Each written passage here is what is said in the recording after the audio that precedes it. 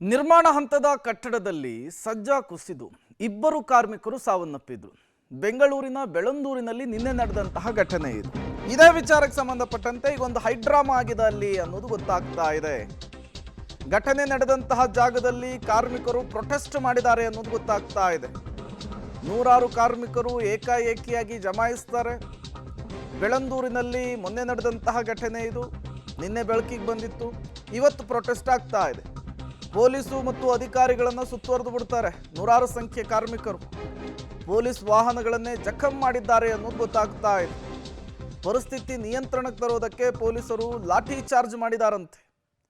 ಬೆಳಂದೂರು ಪೊಲೀಸರಿಂದ ಈಗ ಲಾಠಿ ಚಾರ್ಜ್ ಆಗಿರುವಂಥದ್ದು. ಏನಾಯ್ತು ಸ್ಥಳದಲ್ಲಿ ಅನ್ನೋದನ್ನು ನೀವು ದೃಶ್ಯ ಸಮೇತ ನೋಡ್ತಾ ಇದ್ದೀರಿ. ಏಕಾಏಕಿಯಾಗಿ ಜಮಾಯಿಸ್ತಾರೆ. ಪೊಲೀಸ್ ವಾಹನಗಳ ಮೇಲೆ ಹಲ್ಲೆ ಮಾಡೋದಕ್ಕೆ ಮುಂದಾಗ್ತಾರಂತೆ. ಈ ಸಂದರ್ಭದಲ್ಲಿ ಪೊಲೀಸರು ವಿಧಿ ಇಲ್ಲದೇನೆ ಲಾಠಿ ಚಾರ್ಜನ್ನು ಮಾಡಿ ಅವರನ್ನು ಚದುರಿಸಬೇಕಾದಂತಹ ಕೆಲಸ ಆಗಿದೆ.